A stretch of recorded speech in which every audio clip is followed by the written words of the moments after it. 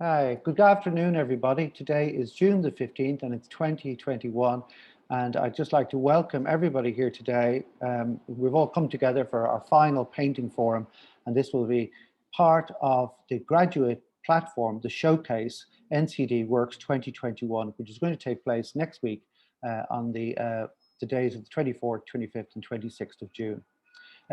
This afternoon, we have the very special pleasure of visits by three of the most important curators working in the city of Dublin and in Ireland today, especially with regard to the context in which we find ourselves in terms of this moment of transition from, if you like, academic studio practice and study at the National College of Art and Design, and the entry into the field of practice for these graduate class of 34 painting students. This afternoon, I'm really pleased to introduce you to Sheena Barrett, who's a senior curator with the Dublin City Council. She is curator at the Lab and is responsible really for a great number of exhibitions, initiatives, programs, and all sorts of really important work in this space with the Lab and with Dublin City Council and other projects over the last, I think 10 or 11 years, especially, or more, 15 years since the establishment of the Lab. So I'd just like to welcome Sheena, first of all, here this afternoon. And also I want to welcome Ruth Carroll, who's a senior curator at the Royal Hibernian Academy, and we're all very aware of all the great work the Royal Hibernian Academy does for our graduates, and is very much a very important pillar of the visual arts community in Ireland and nationally in terms of the support they give to artists at all stages in our career. But in particular, I think the very special initiatives that the RHA provides in the form of things like the Futures exhibition, for example, and other great initiatives, and often is the place in which many very successful emerging artists come to have their first, if you like, exhibition in a public space. So for all that great work and the great attention that's given, just to welcome Ruth and to recognize the great work that she does with her teams from the RHA. And the next member of our curatorial panel who are joining us this afternoon is a really important figure, Marisa Vinkovich Carroll. And Marisa Vinkovich Carroll is most importantly known, I think, today for being the founder, the director and curator of the Berlin Opticians Gallery, which is a very innovative gallery which works in all sorts of, if you like, agile and flexible manners to support young and emerging practice, and looks to be very innovative in terms of the kind of spaces beyond the gallery, the spaces online, and also temporary exhibitions, and lots of ways of thinking about responding to the opportunities and the needs of artists to support them throughout their career. Marisa is also a really important thinker about art, a really important intellectual and writer. And I think all of those qualities give her a very special position in which to, respond and give some advice this afternoon. So I'm really very grateful to Marisa, to Ruth and to Sheena for meeting with us today and for visiting the studio installations over the last number of weeks. So as I said earlier, I'm going to now step back a little bit, and I'd like to begin by calling on Sheena, if I could, to just share some thoughts and introduce yourself a little bit, and let us hear her her amazing insights maybe from her perspective this afternoon. Thanks a lot, Sheena. Thanks, Mark. It was quite an introduction. And so I suppose just to say to everyone that it was fantastic to see your show and to be physically present with art again after, the only shows that I've managed to be in over the past year really have been shows that I curated myself, where we were putting on shows for an audience that we thought probably would never be able to be part of, but we were putting them on to broadcast them over the internet. And I suppose what we've learned over the last year is that, yes, actually lots of really meaningful and useful conversations can happen online in response to art. But it's also reinforced for me the real value of the physical space. And before I talk a bit about the Lab and about your show, I think it's very obvious that Mark is incredibly proud of you all. And I think that to have made it through a really difficult year, a year and a bit at this stage, and to have come out the other side, despite whatever is happening within any of your home lives, is just like a massive testament to your commitment. And no matter what you choose to do next, like, you have achieved something really special. And all of you, like, it was amazing to see the shows and to see such distinctive voices at graduate, undergraduate level, like, to have come to, you know, this point, in spite of or because of the year you've had. I don't know, because I don't know you all, but your work is really a testament to a huge amount. Like, what you've achieved is a huge testament to the kind of energy that you obviously put into it. And Mark gave me a tour of all of your work. Some of you were there for that, and it will come as no surprise to you the kind of commitment that he has to all of you. But it was brilliant to see. So I've been given 5 minutes for now, so I'm not going to like check through an individual response to everybody's practice. But I think that one of the things that really resonated for me, you know, last March, when the lab had to close overnight and we had other offsite exhibitions that had to stop overnight, you know, of course, faced with a global pandemic, and you're not a healthcare worker, what is the point of you, was a fairly major question for all of us. What's the point in what we do when the whole world is falling apart? And I'd like to think that over the past year, we've been reminded actually of how important what we're all involved in is. You know, it's not life or death, but then not everything has to be. And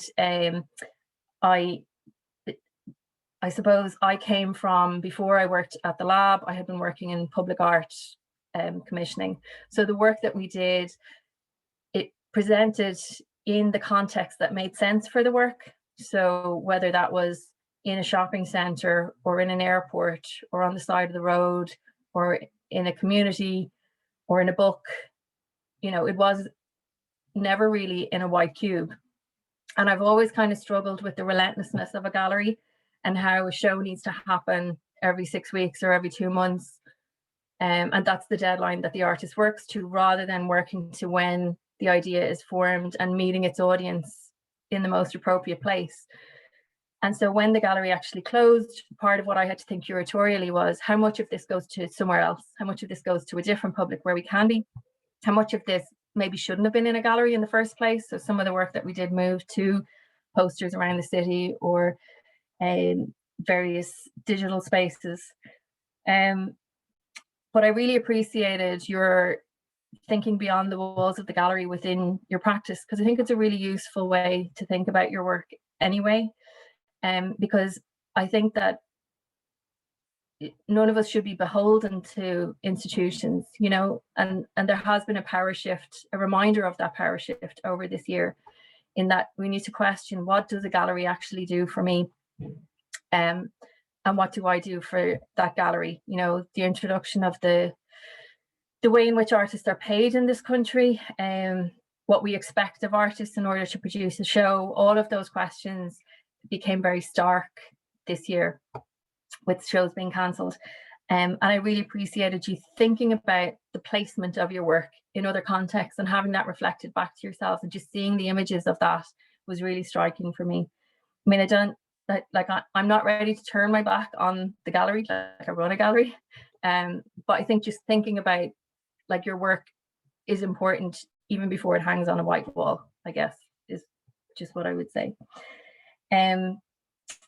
You know, I think that there's lots more I could talk about, the kind of questioning of where our work sits in terms of, you know, the crisis that we are facing in terms of climate action and, you know, really massive political issues around the housing crisis. I work very much in Dublin city, so and part of the city council. So thinking about what kind of a city it is that we want to have as we reopen, what changes have been made for the better, what is more polarized, all of those kind of things, and how art fits within that. And I suppose one of the things that I really found over the past year was we do a lot of work using a methodology called visual thinking strategies, where we just take one image and we talk about it with groups of people. And I think that the role of painting within that has been massive. Like the lab hasn't shown huge amounts of painting over the years. The kind of lines of inquiry that we have shown have often been placed in, you know, people responding to climate change, or people responding to housing, or people responding to other major issues. Also, the architecture of the gallery we've made some changes to it, but it didn't always lend itself to being the best environment for painting.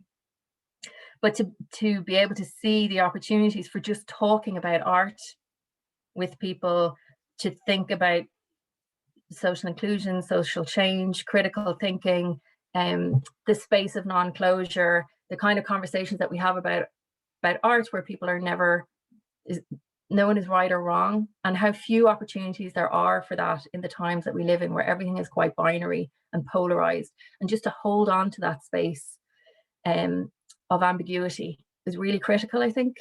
So before I ramble anymore, I really just want to commend you for what you've done and how far you've come, and what a strong show you've put together, and to have put all of that energy in, not knowing if anyone was going to see the work, and to put on, you know, each of those booths were just a really strong exhibition. So that's the main thing I have to say.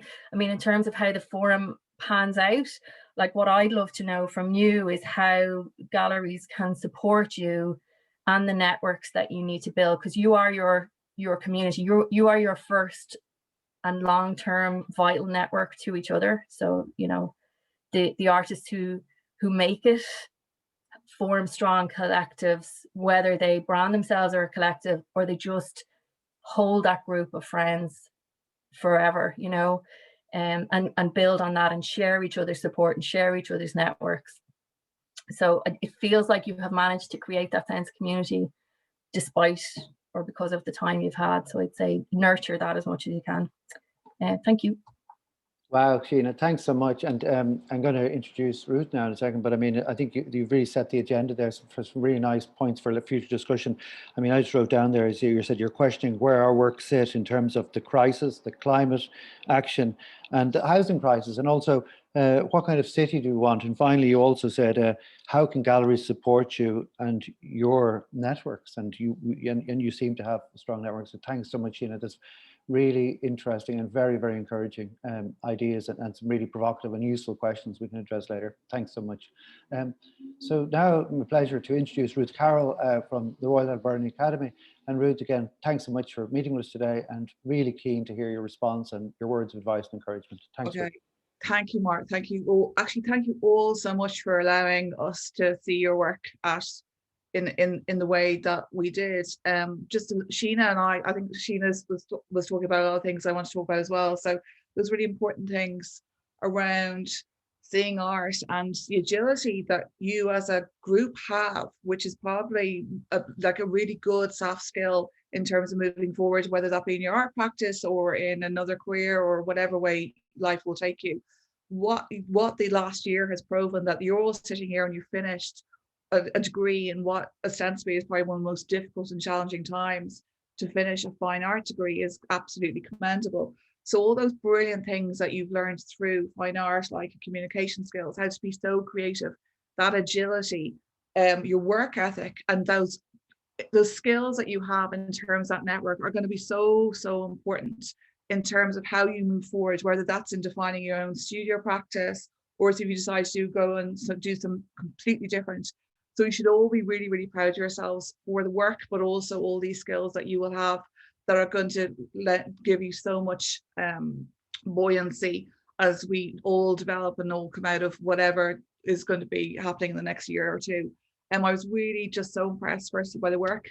And I was really honored to be able to see it where it was made, because I think sometimes a lot of the graduate exhibitions that kind of work as a way, they kind of tend to be a sort of an end point, or, you know, you're kind of working towards this show, which is a very sort of, you know, artists kind of work that way as well. But there's a really beautiful way to see all this, how the work was developing through all the materials that were there. There's some really good, great distinct voices coming out. I'm not going to talk about actually everyone's practices, because we'd be here until about 4 days time.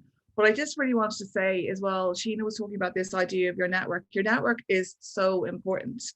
A lot of artists that I've worked with, they're still friends, people I sat beside in first year core in NCAD, and it's vitally important in terms of the support that you'll get, but also I always find it's really important as someone just to kind of, you know, a gentle criticism was always really important when you're an artist. You really have to be able to, you know, kind of withstand maybe people who are going to question what you do, and in order to be a successful artist, you need to be able to listen to all those different voices and be able to articulate what your work is about and why you want it to work in a certain way.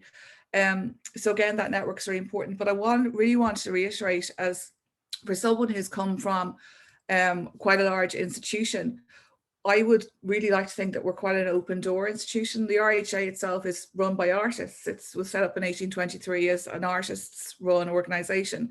So we, myself and director Patrick Murphy, we kind of curate the space in a way. And we're really open to seeing and listening to artists and offering advice if needed, but we're always open to studio visits. So I think, you know, before a pandemic, I was doing maybe 50, 60 studio visits a year, which is quite a lot. And I will do a studio visit with absolutely everyone who asks me. It may not be there might not be an outcome from it, but I think it's, you know, it's part of my role is to go to a studio or to set up a virtual studio and speak about the work. And maybe if there's no outcome, except say for the institutions I work with, I'll always find a way of saying, look, you should talk to this person, this person, this person. And we're always open to offering advice if it is so required.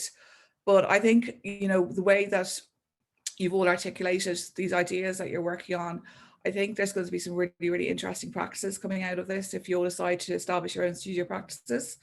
And just really wanted to reiterate that as a, you know, a curator, and who I do work with a lot of emerging practices through Futures, but then, you know, I've worked with artists since they were 25 until they've been 45 now, which is really interesting. And I'm really kind of playing part of, you know, seeing those and looking at those emerging practices come, and to kind of, you know, help and to fund in a way. Fund work is really important, is what we do too. But do remember that, you know, when, you know, that I'm always open for studio visits, and to just drop me an email and I'll be really, really happy to come and talk to any of you. Absolutely no problem. Fantastic. And also I just want to say thank you very much to Mark, because Mark is probably one of the most important people working in painting practice and also in education at the moment. So you're really, really lucky to have him as your head of year. So thank you, Mark. Hey, thanks very much, Ruth. It's very nice. I'm blushing here. It's great, but thanks. But really very sincere and lovely advice there in your remarks, Ruth. And again, I suppose the key point I've taken away from that, and just feeding some of this back to help feed our discussion later on, but really talking about this agility that you highlighted there, and as a group, you know, the ability as a group to make difficult things happen. And again, as was highlighted there, which you also pointed out, was the real importance of communication. I think that was all the way through her remarks, was communication. And again, you know, and the work ethic and the work that goes into that, because that's part and parcel of the work I think that we do today, is we communicate as a group, and we also take care, as following up on the idea of the networks there. So in terms of that support for emerging practice, it's really good, I think, for everybody to know that people like Ruth and Sheena and Marisa are there all the time, paying attention, I think, to what's going on. And often people don't know that, but this is what people do, and this is what people's time is spent doing, and they're always paying attention. And things that you might not know that people know, do people know what goes on? They certainly know what's going on. So it's very interesting, and communication, of course, underpins all of that. So again, thanks, Ruth, for your very warm and kind remarks, and it was very nice to show you around with the other curators. Really appreciate that. And now, of course, a great pleasure now as we move along, because we're always running a little late, but that's great. I think we can take as much time as we want over this, because it's really nice to hear from everybody. But of course, I introduced Marisa a little earlier, but again, Marisa comes to us from Berlin Opticians, and with a very long career before that particular initiative. That particular initiative, of course, is working with groups of artists and collaborating and making people work with teams, amongst other things. But for all her great work, it's terrific that she's so well placed to be able to give us some feedback today and some response. So just like to welcome Marisa again and hand the floor to Marisa now. Thanks, Marisa. Thank you so much. Thank you for having me here. And I have to say, it's really hard to follow from Sheena and Ruth, who really covered it all with a lot of generosity and really kind of heartfelt and warm and philosophical and political, points that are really important to touch on. So all I wanted to say is just maybe echo the voices and say that it has been an amazing privilege to see your work, and as with Sheena and Ruth, I really appreciate being among art again and see it in physical form, see it there with my eyes, and be able to be in your studios and have some conversations. I also wanted to commend all those of you who were not able to be there, and some of you I know did not have the ability to actually attend in the studios and work from your studios, and you were working from home in kind of maybe at times challenging environments, and I know some of you weren't able to present a finished body of work, but all of that was really important. I think the commitment and effort that we witnessed in the finished and unfinished presentations were equally commendable and impressive, and that was really fantastic to witness and be part of. Again, thanks to Mark, because he is really kind of spearheading this whole initiative and really supportive of you and speaking so warmly and in such great detail about every single presentation. And I've learned so much about each of your practices through him, and I was really impressed how well placed he was to actually pick up on all the nuances and direct my attention to certain nuances in each of your practices, which I think is absolutely fantastic. I was really impressed with the quality of work and the effort and focus that you all presented. I think it's as opposed to many of you, I am not a practicing artist. I know a lot of curators might have gone through studio practice. I haven't. So, but still I understand how difficult it is to be in a studio and be creative, and to see you being able to do that throughout the really challenging times. Like, I know I found the whole year really almost unbearable and not really productive, and it was really amazing to see that you actually used this time so productively and as a kind of community and network as well. And I think it brings me back to what Sheena and Ruth touched on, which is the sense of community that is so important, and you seem to have gotten it going. And all I can say that from my perspective and in my curatorial practice, especially within the context of Berlin Opticians, the idea of collective work, of working together, is so important. And I know that the gallery wouldn't have happened without the support and collaboration of the artist I am lucky enough to work with. So I think what you have there is so important to hold on to and to nurture and nourish as you go along. And just maybe touching on the points that Ruth and Sheena made as well about the studio visits. Again, don't be shy. Remember that this is our job and this is our role to actually respond to studio invitations. And we do it with real pleasure because we learn a lot from that. I mean, having seen your degree presentation, there are so many things that, where through your work, I was able to look at certain situations and circumstances in a different way. And it was kind of really refreshing and empowering and a great learning experience. And studio visits are like that as well. And as Ruth said, they not necessarily have to lead into particular outcomes, but I think what important is that moment when you in a studio with your colleagues or with a curator where you have a conversation, and sometimes they can pick up on certain aspects of your work that maybe is not as pronounced to you, maybe wasn't intentional to you, but it is kind of the first test where you get to see how the public may react to your work. So I think it's very important, and we hear and think of us and reach out to us when you can. Thank you. Thanks so much, Marisa. And again, Marisa began there, just very interesting, picking up on it. It's something I suppose that Sheena began and Ruth continues, that we're talking about some very philosophical things, I think, here in terms of how our curators work and how we also have learned to work. I think in this time we be philosophical, but also I think there's political ideas as well that we have to consider too. I think it was really nice, Marisa, there as well to just talk about that, the difficulty of maintaining these networks and these communities. And some of us, of course, you recognise that had to work off-site, out of campus, work remotely, and of course that's important that we all recognise that. And those people, I would like to feel all participated and contributed as much as everyone else. And I think I think that it was a nice thing that the way people built their studio presentations and did that as well. But from my point of view, and also from the point of view of staff, no less important were the great initiatives people took in terms of presenting their work off-site too. The people who worked remotely, there's some fantastic off-site installations. So just commend people for that. And again, yeah. So thanks so much, Marisa, and your words of encouragement are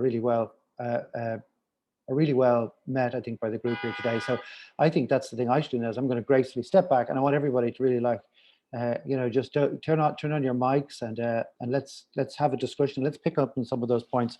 I think talking about the future city, the future environment we want to go and think about, and some practical ways of thinking about that, I think that might be a good place to start. But I wonder, does somebody have some comments to make, or some questions about that, or anything really, or even ask some general questions perhaps about the kind of themes that the curators might have picked up in a general sense across the work. I find it interesting perhaps that the number of times yellow vest clad guard officers, for instance, appeared in a lot of the work, and there was some other interesting kind of, if you like, themes. But I think also the curators picked up on the fact that not only do we have amazingly skillful and very beautifully made artworks and ideas presented, but also the background research and the themes and ideas. And Marisa talked particularly about that, the kind of insights you got, the closer looking, and that's a lot of the ideas as well. Only certain aspects of your work have maybe made their work into the artworks, but there's a huge wealth of knowledge as well behind that, which I think is really interesting. For Marisa, so generous there, talking about how she learns also in that reciprocal relationship between curator and artist and audience. So I'll leave it there, but I expect now everybody to step up now and to ask some questions, and let's have a nice conversation with the curators. Okay, I'm muting myself, so I'd like to call on somebody there to ask a question, please. Thanks very much, everybody.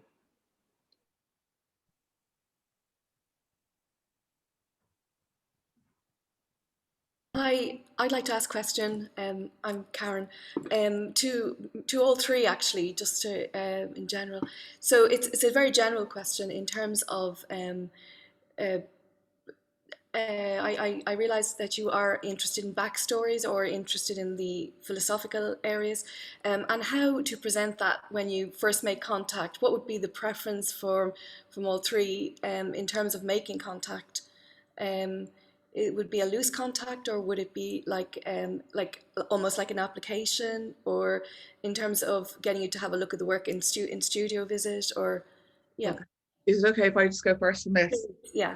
I prefer a direct, send me an email, send me a couple of images, maybe send me your statement. If I need to do research, I'll do it, but I'll always say yes to a studio visit. Always, always, always. So those discussions and the, what's informing the work and, the ideas behind the work will come out naturally during a studio visit. And then, of course, there's always that, this is why, if you email me and you're like, look, we're talking, I really wanted to talk about this, I didn't get to say it, this is whatever, and email it as well. You can always follow up with things, keep in contact with people, stay away from MailChimp lists, they're awful, but direct contact is really important. So say if I met you, we did a studio visit in a year's time, you the show come up somewhere, drop me an email going, look, whatever, do you remember me? And I'll be like, yes, I do, did a studio visit, show's on, and I will try my best to see it.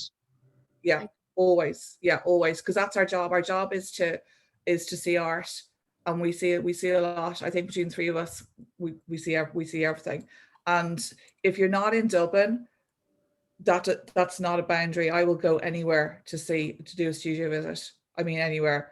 So yeah, really, yeah. Don't like I prefer a really informal approach, because I'm quite an informal person.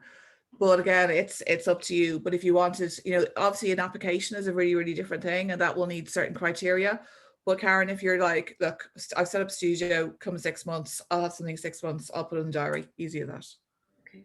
So Thanks. again, I know that we could have more response to that, but I think Ruth answered that pretty well. I think, and maybe Sheena or Marisa might have something to that. But actually, I invite more questions as well. Let's pile in with the questions, and then we can deal with it all. You know, because again, I'm focused on the fact that again we'll have an audience for this in our platform. So I'd like to move also onto themes and ideas and plans and some speculations about the futures and our transition, if you like, to fit practice. But thanks, Karen, for getting it going. Some more questions, please. So maybe I might ask something, Mark. I suppose I'd be interested to hear where do you think the gallery space is going? I think the online thing was brilliant initially, and we were all excited about being able to see into galleries we would normally get to see into in faraway lands. But maybe we've become a little bit tired of the screen now. And maybe I'd just be interested to hear where do you think it's going to balance out, I suppose, with regard to how galleries are showing work and how people are seeing the work. I suppose for us, it's been very interesting because like the lab is Dublin City Council. Like that's who we have some small funding from the Arts Council, but really it's Dublin City Council. So, and the City Council is very specific in its area. It's not like we don't care about Dunleary, we don't care about Castleknock. We are Dublin City Council administrative area because that's where the voters are. That's what the council cares about. So that's oversimplifying it, but to a large extent, it's like, how is this benefiting the people of Dublin? Whereas when the building was closed and we moved online, those boundaries shifted. And so, you know, we had, for one of our offsite shows, we had more than 600 children come to workshops online, and they were not all from within the Dublin City Council administrative area. So what was useful about that was that we would never have logistically been able to bring that many children to fit within the space. We would never have had that many children able to afford the private bus company to bring them to the space. So there's things like that the agility to be able to move online won't go away, I think. Certain stuff works very well. I don't think the exhibition has disappeared, but I think we will continue to make better live film documentation so that we acknowledge that there is an international audience for what we do, because I think that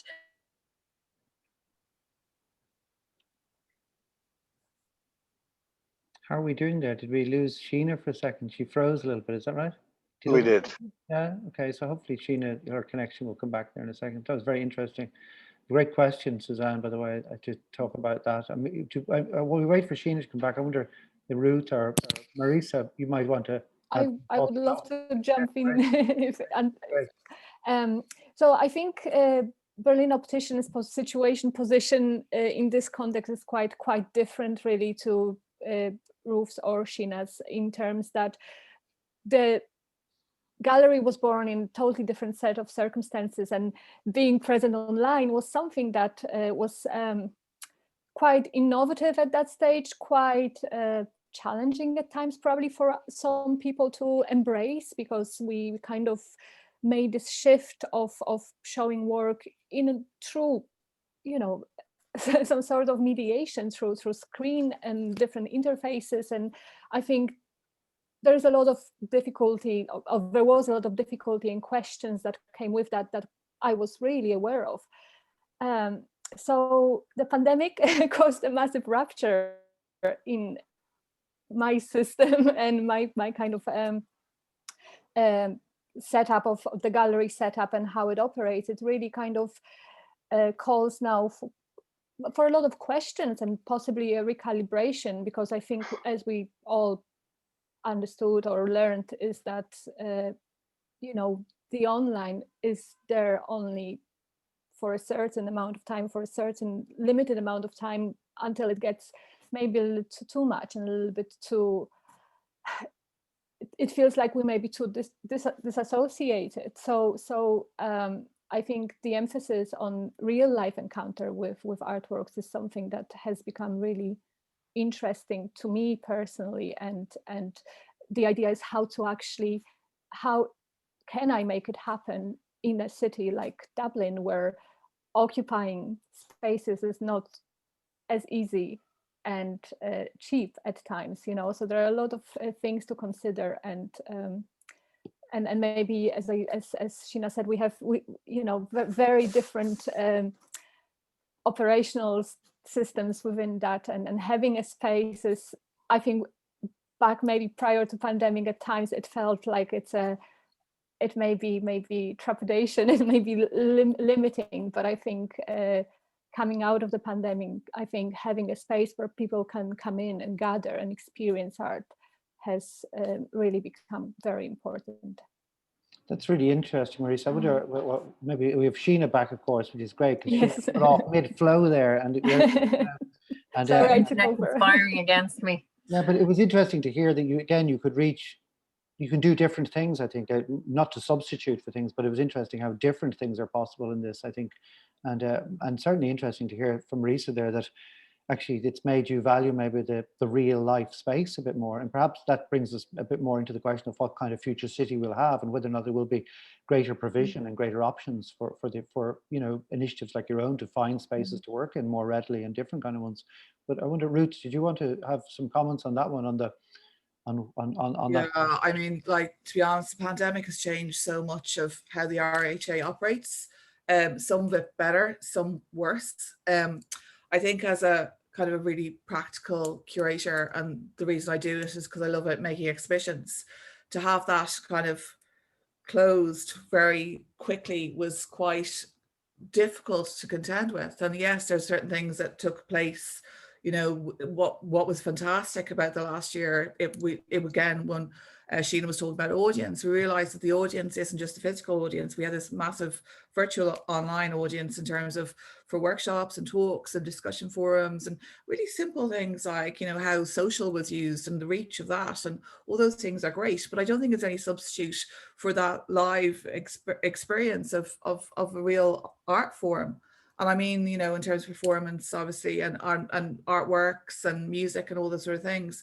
I think it's really too early to kind of understand how, even in a year's time, how the model is going to look. But I think what the last year and a half has given us that agility to be able to kind of deal and rethink and really, really quickly shuffle how we run programs, or especially like how the RHA runs programs. It's been a really interesting year. But a lot of it has been looking at the commitments that were made. I think we're quite different in terms of other institutions, and we do maybe about 25 shows a year. So there were all those expectations that we really needed, like artists who've been working for 2 years in exhibitions. It's really important to us that we made those exhibitions. So some people have been, we've kept those commitments, but they have been pushed forward. So it's been a really interesting year in terms of programming, because we're just trying to really play catch up and things like that, just because it's really important that those artists have their work shown. So I just don't know. Everything is just so uncertain. And I think we take a month at a time and go, well, hopefully we'll be able to open the show in July, and we're planning to do that. But we have to look at other ways of communicating ideas. And I just think it's going to be a really interesting year to 2 years until we come to whatever way the world is going to look then. But I think the really important thing is the object. The object still holds a really important place in art. That's fantastic. Thanks so much, Ruth. I mean, I'm gonna immediately, like, I'm always watching the time and trying to squeeze the most out of this. So I want more questions, and more provocative questions, and questions about all of these things. And we're beginning to get to really more interrogative approach here. So somebody, let's put something else out there. Could I ask a question, Mark? Great, Margaret. Thank you. Yeah.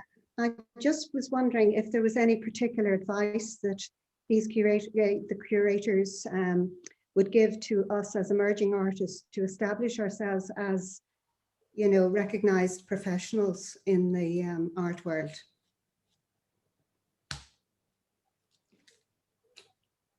I suppose just following on from what we were just talking about in terms of the online space, being able to document your work properly is really important, because you know, even like how we've been showing work and looking at work online, people whose work was properly photographed, you could do that. And so, you know, if I look up your work, will I find stuff online, and what will it look like? And if it's a poorly photographed image of a painting, then it's not going to go any further. So there's like practical things like that, that are just like being careful about how you document and getting that right and packaging it right, and just, you know, knowing what your biog is and knowing what your few lines description of what your practice is, just getting that right, is very helpful, like being able to clearly communicate, as Ruth had talked about earlier.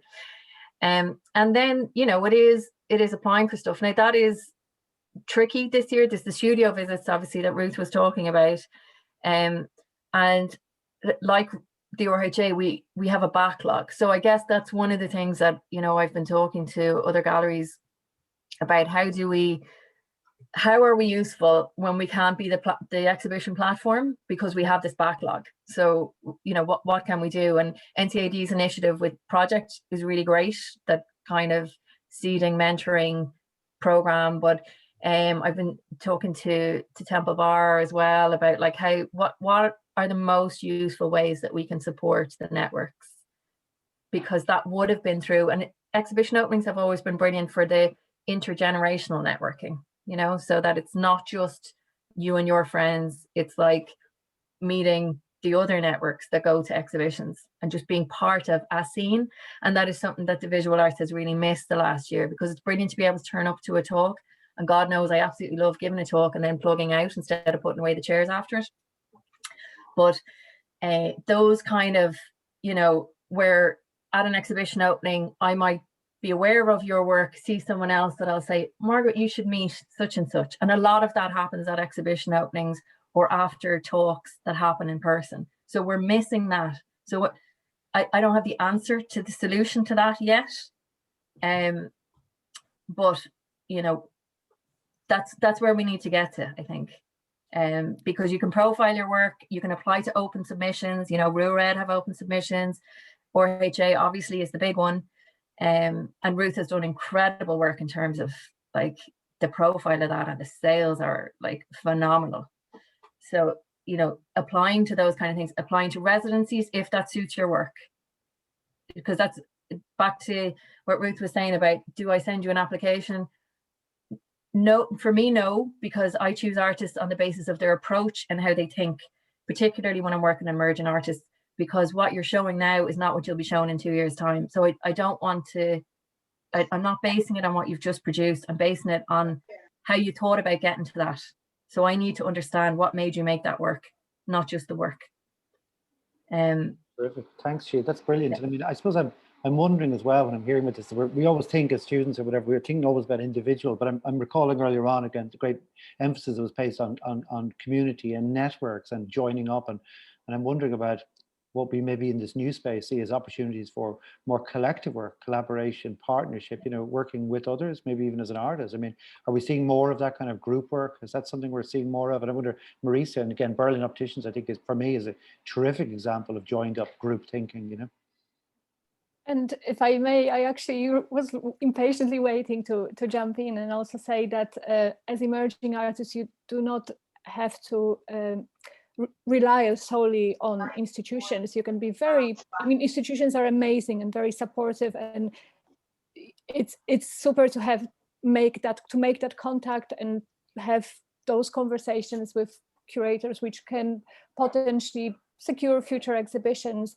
And you will never probably independently get that support on your own as you get with an institution. And it's an amazing way of working, and you know, to have that support is really rewarding. But I also think you can just make things happen yourself. And I have a couple of examples of artists who joined forces together throughout the lockdowns. And for example, a collective called 9 Artists, where 9 women artists created a postcard exhibition that they posted to different curators and other artists. And I thought that was such a brilliant way, because it was an object that made it to your home and you were able to engage with it, and you could look at it and you could get the sense of being in a presence of artwork, which was absolutely fantastic. I know few artists who in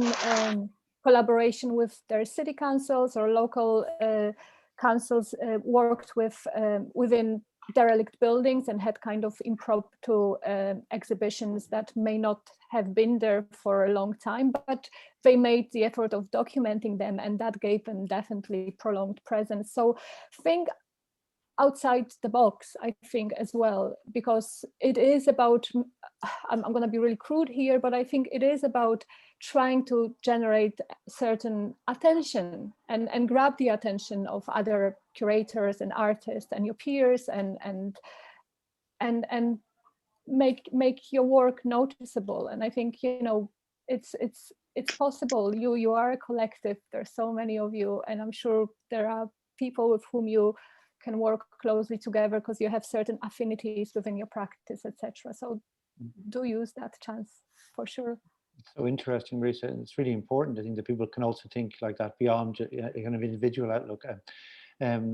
Yeah, I think that's a very important thing there. And I think I remembering, I think you were saying earlier on in your opening remarks as well, that in a way to put it more powerfully, I think the way you described it was that I can remember, maybe it was Sheena, but somebody said not to be beholden to institutions either, to understand that as artists you should be taking the lead.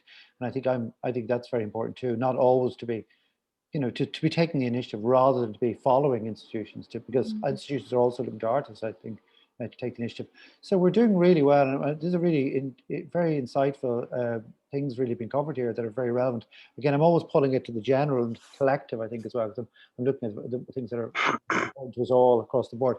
And we're approaching about 10 to 4. So some more questions, and maybe if we can, just again thinking about an audience for this and what we would think as emerging artists and curators in the city, think about the kind of transformed, you know, blue skies thinking, or what we'd like to see in terms of new initiatives, new ideas, perhaps in the city of Dublin and nationally, in terms of how this moment might be a threshold, or that word, a cliche, or a pivot to new things in the future. As emerging practitioners, what's different for you about this year in terms of your practice? What sort of themes and ideas?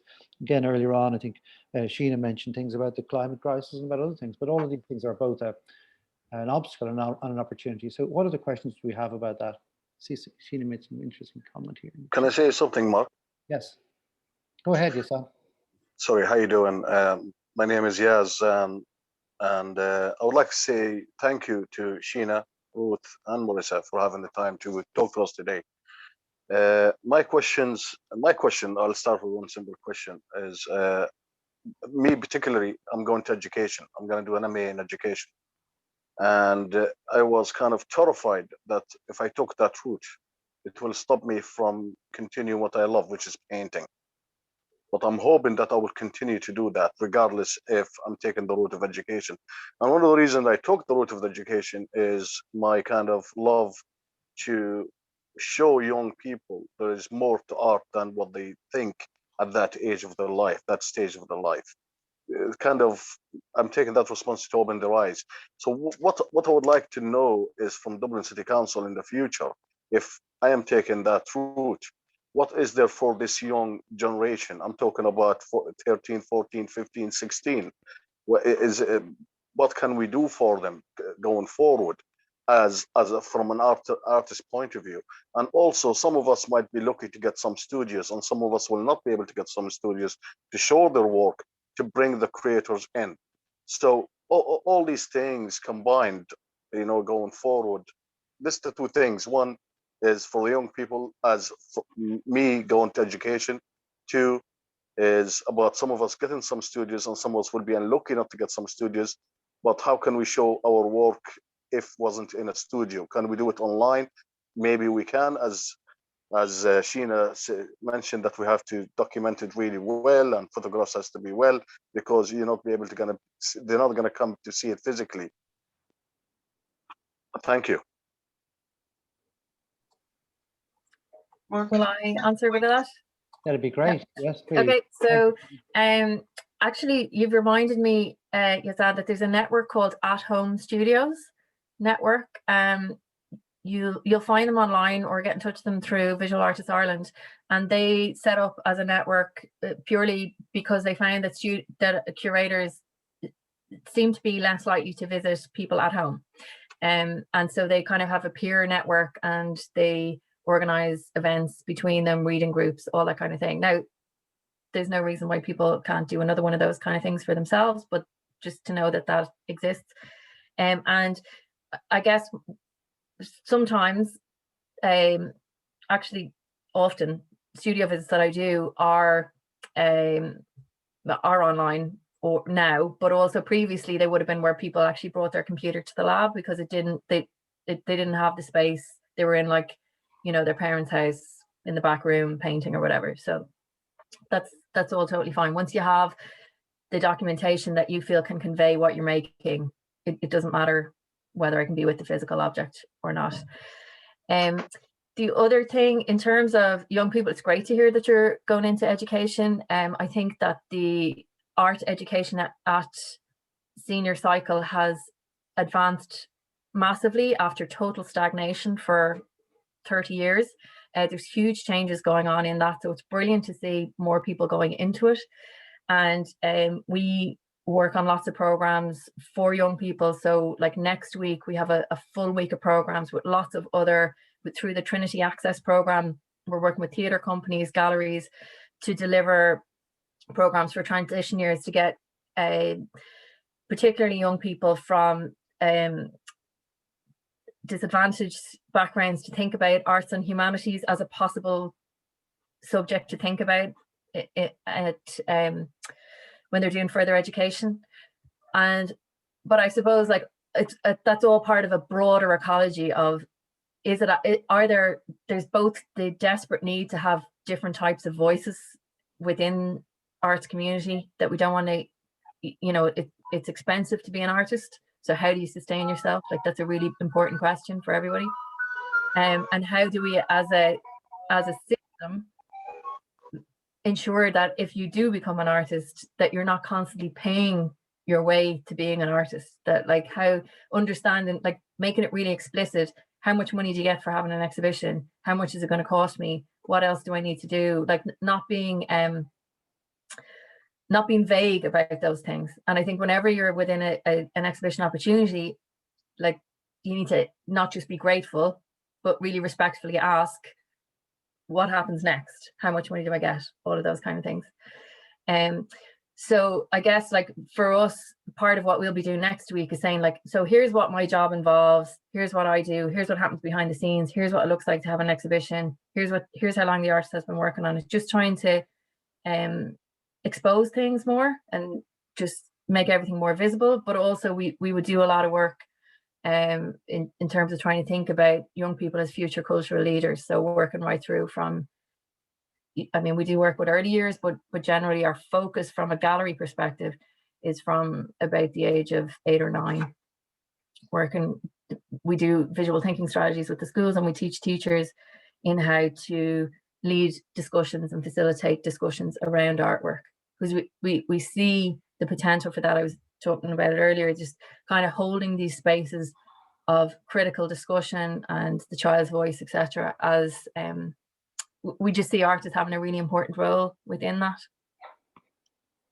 That's terrific. So go for it. I'm delighted to hear it, basically. That's a terrific response, Sheena. And again, I think the work you're doing at Dublin City Council and the Lab is, you know, it's the perfect example of that. And that's a good example. Example is the best way to illustrate the point. And the point being that in the country, I suppose, just make this brief comment. I mean, it's a objective of government and through all the statutory bodies of the state that everybody in this country is entitled to participate in the arts and have access to the arts and to enjoy the arts. So that's not just an aspiration, that's a key driving principle. And we're all very challenged, but we're all very encouraged to fulfill that. So that's interesting. What we're talking about there is diversifying the audiences for art. So young people in primary school level and people at all stages in their life are all audiences for art. So sometimes we have a very monolithic idea of what the audience is for art. Maybe the people we visibly see, maybe at certain openings, but the audience for art has to grow, it has to be expanded, it has to be diversified. Before we closed, our audience was far more primary school children than adults. So, and considering the work we show, that's pretty amazing, really. I think that's terrific, and I think it is important, and I agree that children are a very, very important audience for the arts, and again, as you say, at that age they will become future cultural leaders and ambassadors, really, for for the idea that art is an important, maybe human right, or an important indicator perhaps of the general level of well-being in society too. Absolutely. Yeah, so brilliant questions. I wonder, did Marisa or Ruth want to just join in on that one? I suppose we're talking there about, and I think again, back in terms of Marisa and Ruth's initiatives also, they would be very aware of that, the need to diversify audiences and to think of new audiences. So again, to you as the class of 21, that's your role. Your role is to be leaders in this as artists, and to look to not just follow the models, the pre-existing models of who the audiences were or who the content was before for art either. Again, you would be expected to work in teams and work with curators and be listening and paying attention, looking for opportunities to identify and engage with new audiences. So we're doing really good. But I wonder, is there more questions, or does somebody else want to come in and make a comment on some of those very important points about access and inclusivity? Mark, could I ask a question, or just great, Grania? Yeah. Clarification. I suppose we've all been very aware in terms of the collective sort of approach and how that has worked for us, and certainly leading up to the digital platform, a huge amount of work has been done in the group, so we can see the real benefits of this. And we know that, as Marcia has said, that there's real benefits from us just taking control of our own situation insofar as we can. And just going back to Sheena's comment, it has struck me though that, as a group, if we wanted to come together and we were looking for some sort of support, so that because we're in separate, shall we say, separate parts of Dublin. So as an entity, we can't go to our individual, say, county councils to look for support, maybe, or maybe we can, but it just seems as if you have to be resident in the area. So I'm just wondering, is there anything out there, maybe at a different level, because there is that difficulty going from the transition from a student to somebody who has a track record and maybe known to maybe the Arts Council and that, but that area of that kind of level between just coming out at graduation level and being able as a collective maybe to come together and get some sort of funding. I mean, we've managed to do that, and you've managed to do that at the digital platform stage, but it just seems as if there might be a little gap there, or maybe I'm wrong, maybe there is something there. We've talked to others about collectives, and they talk about setting up bank accounts, and you're kind of thinking, how will we fund this, if we have to fund it. So I just wonder, is there something there? It just strikes me that, in every other sector, and I know there are huge supports out there for artists, but if somebody is graduating with a business degree, or, there's companies who have graduation streams, or, they're kind of opportunities to do internships and that, and probably a bit more limited maybe. They're still very much out there, but just in terms of those supports where we seem to be maybe more, our supports are more defined by where we live, but maybe there is something that I'm not aware of that we could come as a group and look for support. Or is there anything maybe, as Sheena said, coming out of this that might rather than working in silos? I think we can think more about those things, but I think I'm going to help answer that a little bit, because I think it's very important also to go and look at the websites of all the different organizations, and to look and to email and to correspond. So again, I think communication is very important about that, but I think also, to look and see, and supports are directed particularly at priorities, and those priorities shift again, and we can have an influence in changing priorities, I suppose, in terms of how we also organize. I think the National Campaign for the Arts, for instance, recently were very good in terms of identifying needs and gaps. So again, I'm stepping across the question a little bit, because I think it's an enormous question, and I'm just aware of the time as well, Grania, so I'm kind of aware it's a huge question. But we might take some brief comments on that. But I also want to get some other final comments, questions. So again, it's at 16:04 now, just 5 minutes past 4. So we probably have a final few minutes or 10 minutes, and then I want to close up and just have some kind of rounding up at the end there. But anyway, we could have, I wonder, Grania, really excellent question, but huge question. Yeah, Mary. Yeah, I'll just comment. Just you were talking there about diversifying the audience for the arts, and it just reminded me when the Temple Bar Medical Centre project started back in 2019. So I would have been in second year, and we all would have been in second year.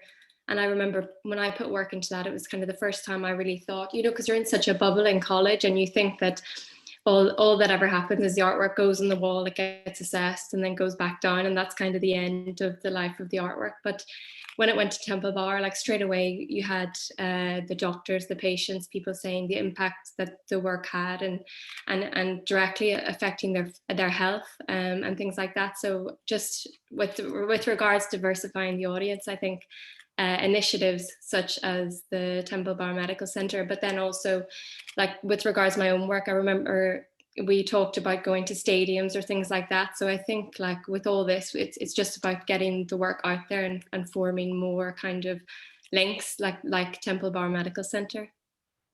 So, yeah, just Mary, just want to interject. It's like those, when you're thinking about, like, you can only ask, you're like, you know, it's, if you get a no, it's a big deal. The thing is, like, the way that I think things get made, it's that personal connection. And again, we're back to that network again. And it's just not your art network, it's everyone else. So when you're talking about the Temple Bar Medical Centre, like, that is actually my doctor. So I've actually probably seen all of your work over the last 3 years or whatever. So that's really interesting, a really, really interesting like initiative on their behalf.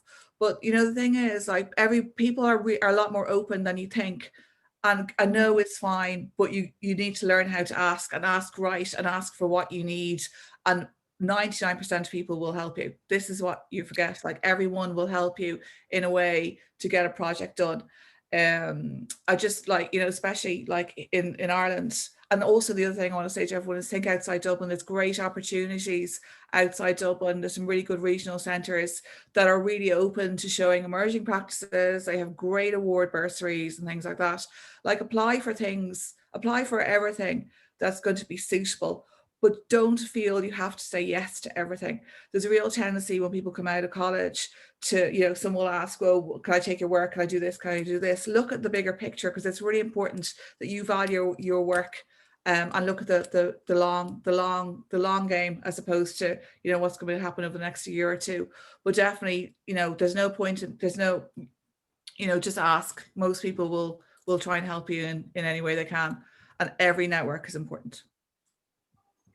And I just have a very small tip, and I don't know how useful it might be to you, but OPW, Office of Public Works, have access to some beautiful sites across Ireland, actually, and they're extremely supportive in terms of providing space, providing technical support. So, and if there ever are opening receptions, they do help with that as well. So there are spaces out there that are beautiful, and they attract different type of audiences as well. So there would be people who would come specifically to see you and your work, but there would be also dedicated audiences who really love certain spaces, like Rathfarnham Castle, for example, where we showed Sven Sandberg, who is a graduate of NCAD.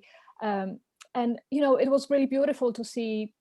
It is really beautiful to see contemporary artwork in those historic spaces as well. So do keep an eye on initiatives like that, because there is support out there if you wanted to kind of show your work, just have the first step into the art.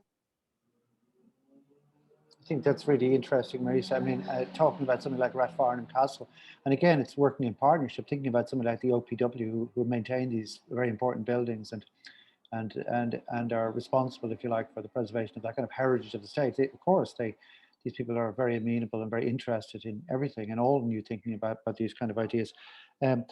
So I'm afraid we're coming up to about 4:10 today, and so that was the promise that we'd try to complete close within an hour.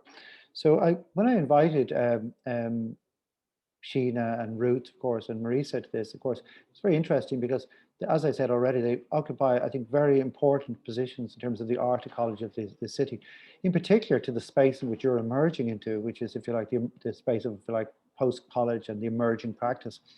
But what's really interesting about the three roles in which they occupy and the kind of the things they do for the community of, you know, of the arts in this country, in this city, is that they aren't replicating each other's work. Each practice is very, very distinct. Even though we're dealing with this very particular, often they're dealing with this very particular thing, the response and the initiative is very different. And I'm thinking back to some of the advice earlier on, just thinking about things like the kind of, if you like, sometimes a small audience is a good audience. You know, sometimes we have a small audience. Sometimes we have an audience that's hard to reach. Sometimes we have a location that might not be city centre. Like sometimes we're very involved in a different kind of audience, like to do with children, rather than another kind of audience. So I think that's a big lesson. I think that I've taken this, that I'm really interested in hearing. And again, there's a diversity in this group, and that should be a strength. And I'm really, you know, very, if you like, I'm very impressed with how all three curators who visited with us in the studios and here today,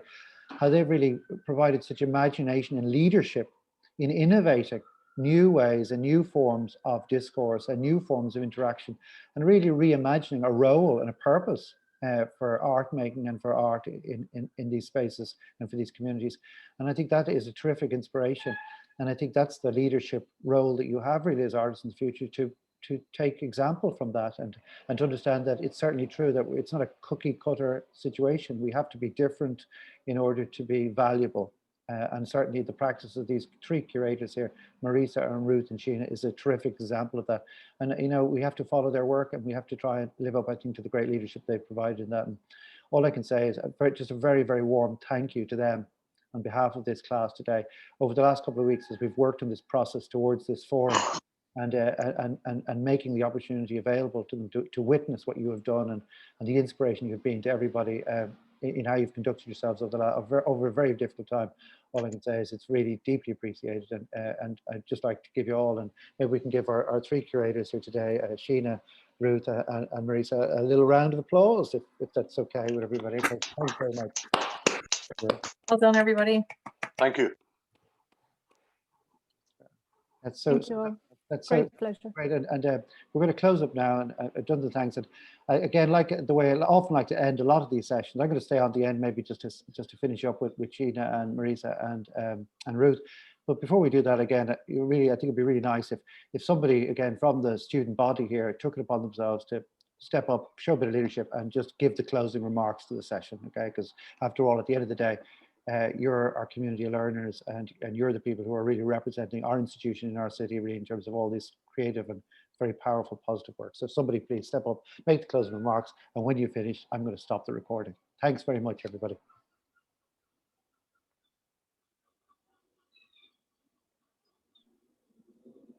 It was a great meeting. Thank you. I really appreciate, getting together. And as Mark says, hopefully this is not the end. This is the beginning of the end, hopefully. And the end, hopefully, it's not gonna get there, please God. Anyway, thanks to Sheena, thanks to Ruth, and thanks to Marisa, who picked up also on the people who worked remotely, which was very tough for us. So thanks for being here today, and much appreciated. Thank you. Thanks to Mark, always. Thanks, everybody, and thanks for your time this afternoon. Thank you.